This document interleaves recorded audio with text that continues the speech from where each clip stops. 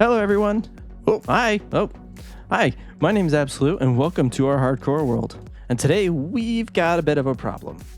I have this incredible starter base, but as you can see, it's floating, which is a little embarrassing. To remedy this, I came up with this design for these custom trees and little boulder range to help support our base. And it's not looking too hot over here. We're running low in the wood department, so we need to take care of that today.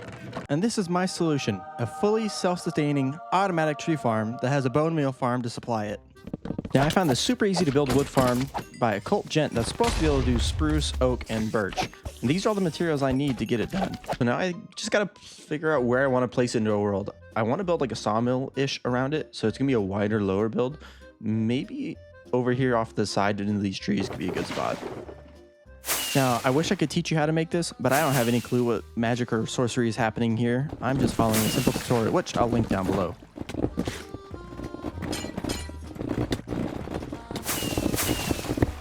Yes! Okay, I think it's all done. I think it is all done. It only took about an hour, and I just need to grab some saplings and some bone meal so we can give it a run. I am so excited. I don't think I've ever had a properly built up, like, automatic tree farm in a world before. I think they're like one of the coolest things ever.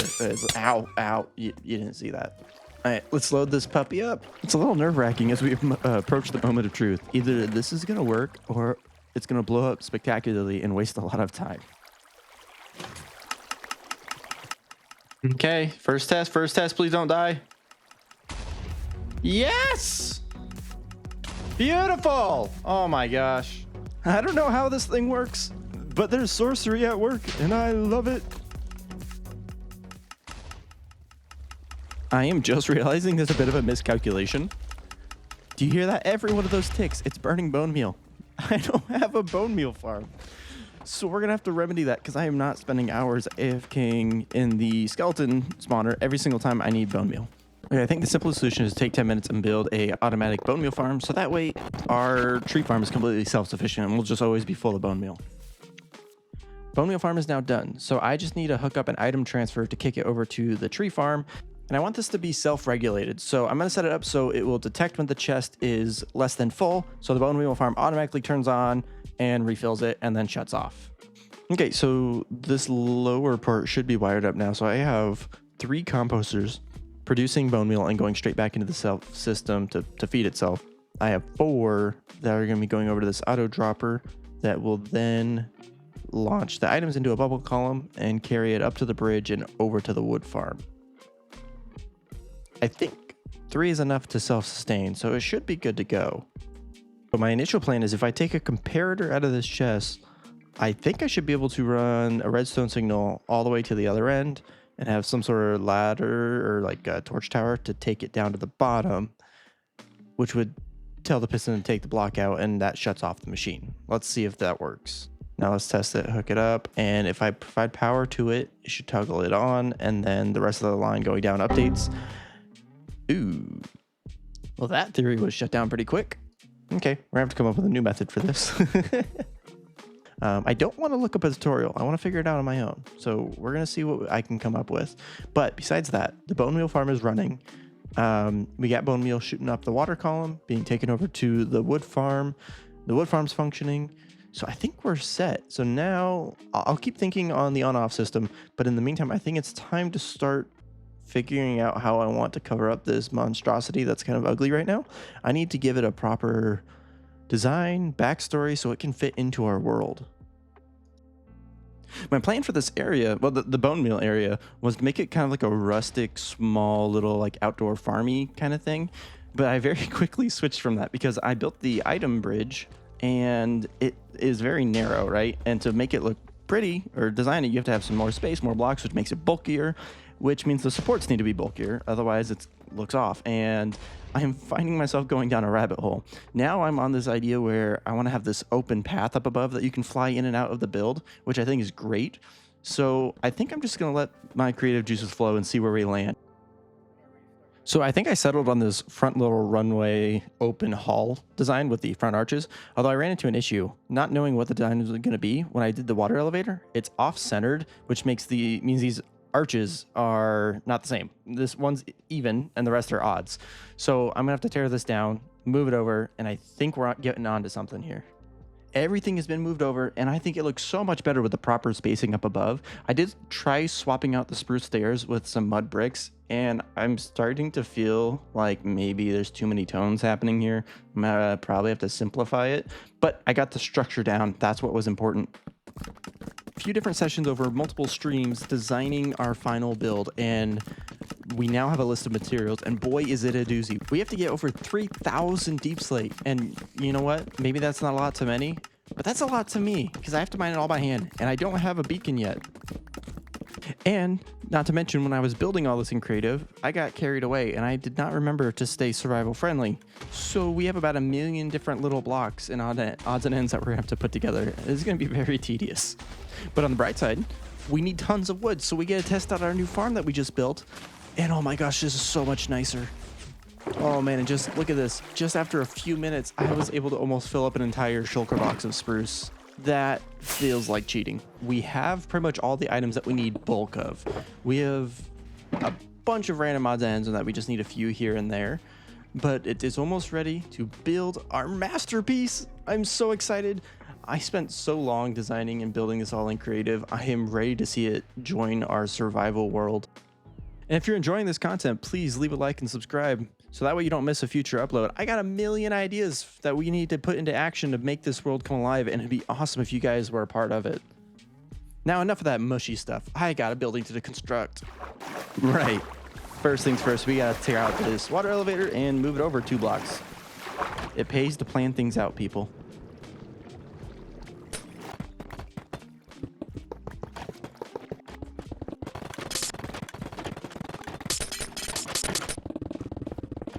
The column's been moved so it's lined up properly. Now, I have been avoiding the redstone problem for a little bit, but I think it's time I get a solution made because it's gonna be easier to do it now before everything is built, and I have to work around that. So let's get this taken care of right.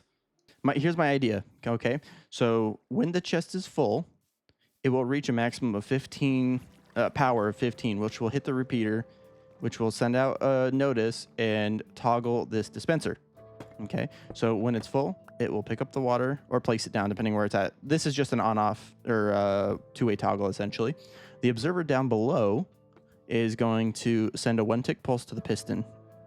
That 1-tick pulse will spit out or retract a block, which will complete the circuit, turning the bone meal farm on and off. So let's see how this works. Breaking this block should toggle it. It'll kick out a block. And there we go. Yep, it's on. Awesome. Perfect.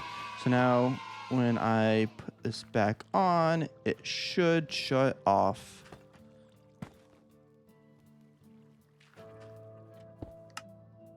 Click. Water goes away. Block is retracted and the machine is off. Perfect. Circuit is a go. Now it's time to cover up this monstrosity and make it look pretty.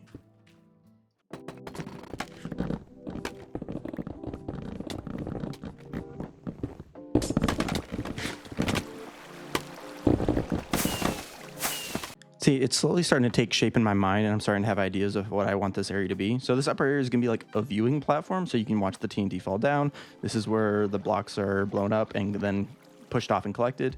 And overall, this build has a lot of dark tones. It's got the dark spruce, dark trim, all of that. So I want the walls to be a light color that contrasts, and I kind of use this noise pattern here, and I don't think it looks the best, but I do have an inset one, so I plan to put like support beams over the top, and I think that will help reduce the noisiness.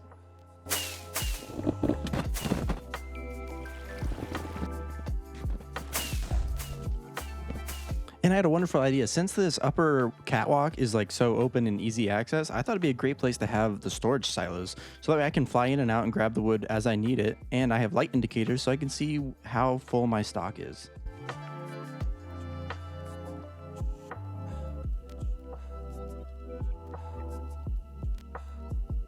And in this process, I need to take 1 second and just say, look how beautiful this game can look with these shaders and my texture. Like, oh my gosh. Look at the reflection of my starter base with, and then the water droplets hitting the log. It is just so immersive and cozy. Here's a real teachable moment. When you're playing hardcore Minecraft, be smarter than me. Don't queue for other games in the background and work on projects in little bits at a time while you're doing other things, because this happens. No, no, no, no, no. Let me back in. Let me back in. What's happening? Come on, hurry up. Computer, move. My heart. My poor little heart. Oh my goodness, I can't take this. I could have lost everything. Reinvigorated by that near-death experience, I am locked in and focused. We are going to finish this build before I die. I did a quick bit of detailing. I added some windows to break up the big flat planes of the roof. Along the back, I added the starts of a rooftop garden. And now we just need to do a quick pass over the outside to add the little work yard, over the back roof to finish off the garden, and through the interior so we can really bring this place alive. Introducing everybody, for the first time in my world, Blast Grove Inc. Oh my gosh, I love how it came out. Now, you can't see everything yet because some of the entities aren't rendered, but as I get closer, they'll start popping in. There it is in all its glory. I am so ecstatically happy with how this all came out. Okay. Oh, wait, no, I left a few blocks. We'll have to take those out. But anyways, time for a quick tour. We're going to start outside. Over here is the working area. This is where they load up their customers. They have a little bit of a crane. We got their stock logs, bundles. They got wheelbarrow. Barrow. They have this old chopping station, which is a little overgrown because, you know, they don't really need it anymore. They've transitioned to better methods, hence the blast chamber. And, you know, hard work leads to thirsty men. So there you go. And we have this little lift that leads up to the second story for getting materials up and out as needed. And then over here is the L entry where we stand to, you know, place our saplings to actually operate the machine. So let's come around back before we head upstairs, and I'm gonna do a little free cam just so you can get a better view. This beautiful back wall. I love the texture with the logs and the campfires and the stairs with the fence gaps. I'm so ecstatically happy with it. This is Edna's little shop. This is where they sell off the excess moss and bone meal produced by their little farm, because, you know, that goes all the time. Then coming around the front, actually, hold up. Let's come over here before we go upstairs. You have our moss farm, which seems to be broken. Ignore that. So I have found an issue with this, and it seems like when I leave the area and the chunk deloads, there's a tick issue or something where these blocks get pushed up instead of out. So then it stops the farm from running, and I just have to break them and it starts working again. But I think that's just an issue with me leaving and coming through the area. So I might have to build some sort of chunk loader to prevent this, but I haven't messed with that yet. Moving on. Check out this little stand. I saw this on Pinterest, and this is just incredible. I love it so much. You can take some minecarts, put it at a 45, and it looks like little shelving racks. I mean, it is so cool. I'm going to, I'll go ahead and link, or I'll put on screen here to give credit to whoever I found that from. I don't remember at the moment off the top of my head. But as we come up here, we have our little landing strip where we can fly in and out. This is where we have our bulk storage that will eventually be full. And we have these little automatic log stripping stations. So I can fill this dropper up with logs, and I can sit here and place and strip them, and it'll just keep spewing them, so I can just AFK and do that, which is really handy. Now, if we head over this way, I have this little testing area in the back, which is a really cool, like, you know, it's like they're doing research to try and figure out what they can do and study these other trees, because right now they can only do 3 trees with this. So anyways, this is a really cool mechanic, by the way. If you didn't know, when these guys collect their pollen, as they fly back, they have the chance to drop like pollen from, I guess, off of themselves. And what happens is, if it lands on a tree or a crop, it can bone meal it, which is really cool. And it's just like this is them demonstrating, you know, them studying. Oh, looks like there's a traffic jam. Anyways, that's really cool. And then we're going to head upstairs. Another little research area, little grow area.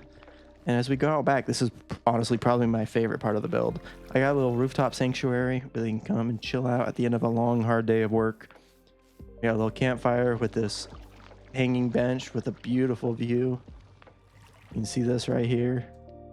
I'm just so good. So good. I love it. I love it so much. Okay. And I think we have one more area to touch on. This is that little loading bay that I showed you from down below. We have the control room.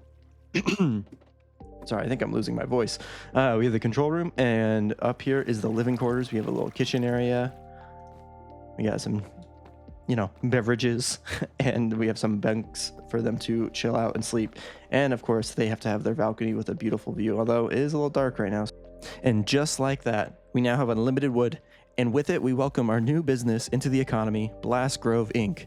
So, now you know exactly where to go if you need large volumes of logs at a competitive price, and I know I'll be using their services a lot as we build out this empire and prepare for our massive terraforming project to support our base. If you'd enjoyed the journey, stick around because this world is only just starting to come alive. God bless you, and I'll see you in the next one. If you're interested in seeing more of this world, check out this last video or the playlist linked here.